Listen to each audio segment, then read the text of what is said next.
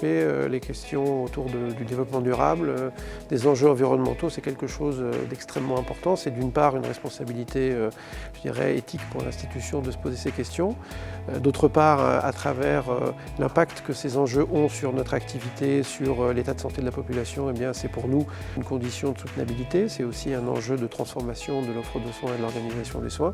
Et puis enfin, on le voit à travers l'intérêt que ça peut avoir pour les jeunes professionnels qui nous rejoignent. C'est un enjeu de motivation et un levier de transformation majeur pour les années à venir sur les services de la PHP. Depuis quelques années, on est parmi les premiers CHU à avoir engagé une démarche structurée autour du développement durable et notamment avec la production de la mesure de notre bilan carbone. Donc, en 2019, les activités de la PHP généraient la production d'à peu près 1,2 million de tonnes de gaz à effet de serre. 60% de l'empreinte carbone de la PHP est liée aux activités de soins et en particulier aux spécialités pharmaceutiques et aux dispositifs médicaux. On a identifié, à partir de ce bilan carbone, un certain nombre d'actions que l'on peut mettre en œuvre pour réduire notre empreinte carbone.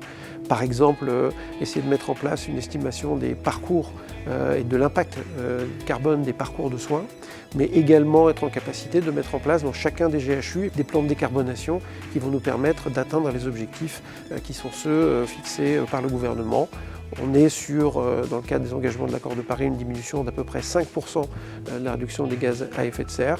Si on en croit les chiffres du Shift Project, pour que la PHP contribue utilement à cet objectif, c'est une réduction de 2,5% qu'il faut atteindre. Et donc on essaye d'outiller les GHU, on essaye d'outiller les services de la PHP pour pouvoir identifier les actions qui vont permettre concrètement d'atteindre cet objectif.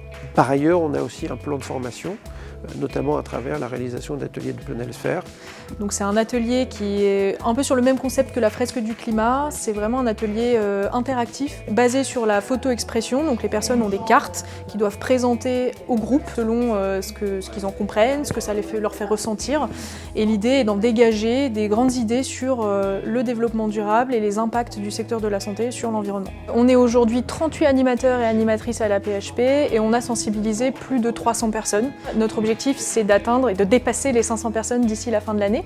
On a organisé un certain nombre d'ateliers dans le cadre des semaines du développement durable au niveau des GHU et au niveau du siège.